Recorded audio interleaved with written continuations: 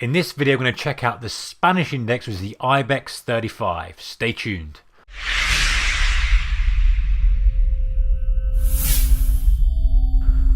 Hey traders, a very warm welcome to you. Okay, quickly let's check out the Spanish index, which is the IBEX 35.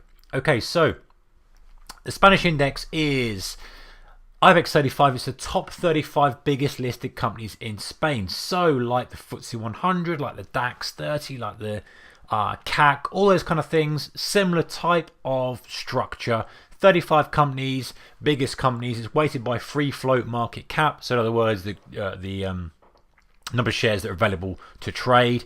It's got a kind of different way of, slightly different way of structuring it. There's a weighting based on if there's block shares and stuff, but not really important for us in terms of traders. But the interesting thing is there's no weighting on the cap. There's no cap on the weighting, should I say. So in other words, you know, if a company starts to get really, really big, it's going to really move that Spanish index much more than perhaps a FTSE or a DAX, which they've got a cap there. They won't let it become, you know, manipulate the whole index. So it started trading in 1992.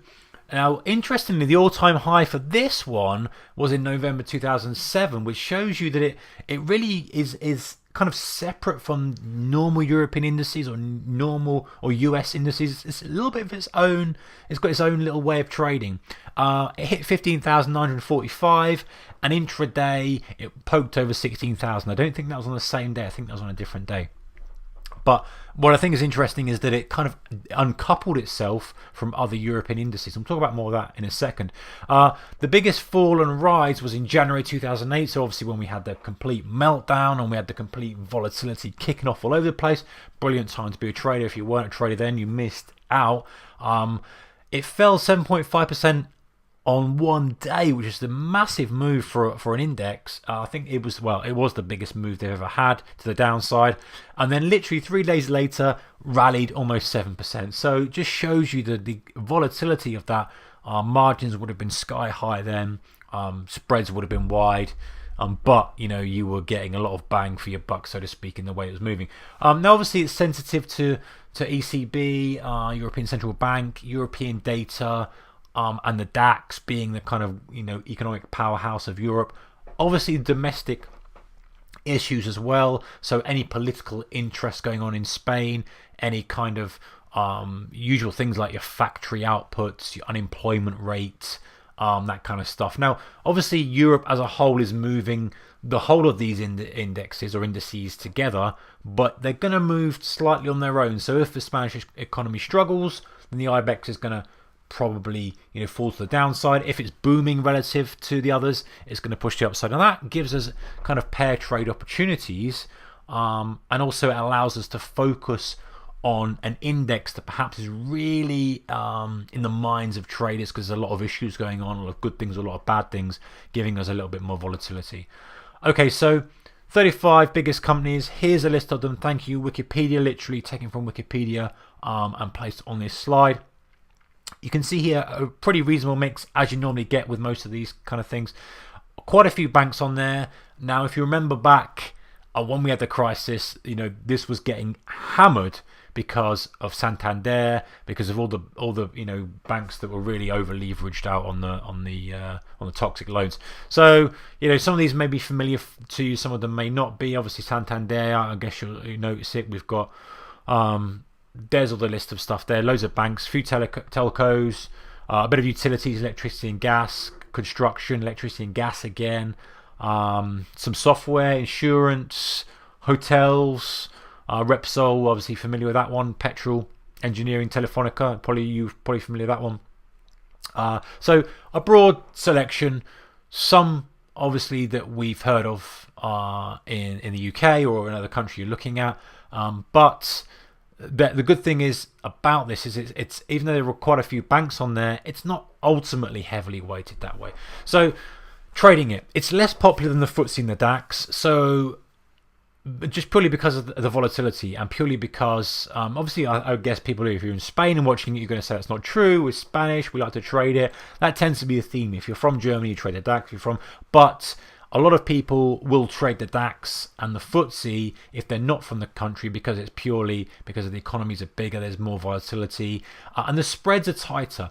generally speaking, guys, the business model of the spread betting brokers, CFD guys, is that if there's more volume flowing through, they can afford to tighten the spreads right up. So you're going to get tight spreads on DAX, you're going to get tight spreads on FTSE, your currencies, Euro, US dollar, etc. When the volume's not so much, they have to widen the spread a little bit to allow for that two-sided trade that might be skewed one way or the other. So your typical spreads are going to be 1, 2, maybe 3 points. After hours, you're probably 4 or 5 points, depending on your market, depending on your broker. Margins, they're not going to be drastic. They're going to be kind of the same thing, like 1% with most of the brokers during normal conditions. And it's going to just skyrocket when things are kicking off. So make sure you've got enough to cover yourself if things really do kick off. Trading quirks, it's interesting that it decouples itself from the DAX and the FTSE. It's not as volatile intraday. And in fact, let's have a look at a chart now and see. I've got it up here, and I'm going to put up a daily chart. This is the IBEX 35. And what I like to use to kind of get a gauge of intraday range is an ATR, average true range. Stick it on there, and I like to just quickly stick it on, thicken it up, put it on a histogram. This is my personal preference. Stick it on 1. That gives me approximation for the day's range. So you can see today was a big old day. Today's a big old day, and actually it's up quite a lot. But how often do we get more than 100 points? It's quite a decent amount of time. We get 100-point moves, which is not too bad. I mean, it's not as quiet as, say, the Dow is a little bit quieter, but then when you compare it to something like the other European indices, like German has a lot more spikes to the upside, a lot more kind of intraday changes in volatility, but still it's an index that's worth watching. However, let's go back. What I wanted to show you is this, guys. Go back to a monthly chart and we look back at where we were kind of 2008 period. You can see back up at 16,000 intraday that we poked above, and pretty much in the period of that short period there, bear in mind this is a monthly chart, we came down to almost about 6,700. So massive move. And this particular month here, obviously the height of the chaos, we're seeing ridiculous ranges of 3,700 points move. Now obviously unique environment, unique conditions for that, but the point is it's one that don't ignore. Personally, I don't trade this one regularly at all. However, I'm aware that this thing can really move, because the Spanish economy is so much different to German, British, and generally European. They've got their own problems, their own strengths, their own weaknesses. Often when things aren't going well for them, or are going well for them, you see a lot of money flowing into it or flowing out of it, creating opportunity, because the liquidity is a little bit less in the futures market for these and the stocks for these than, say, DAX, FTSE. So you get those extreme moves, you get that extreme volatility, because no one's taking the other side of the trade. So anyway, guys, that's the IBEX for you. That's the Spanish 35 index. I'm bringing up a 5-minute chart here just so you can kind of have a feel and have a see of how it moves. It's going to be your same kind of strategies: buying pullbacks, selling pullbacks, using the same things that you would do for indices, recognizing is it a trending market, is it a rotational market, and using the right trading strategy for the market conditions you're in, but being aware that this bad boy can shift when it wants to. That's the IBEX, guys. Take care. See you in the next one. Bye bye.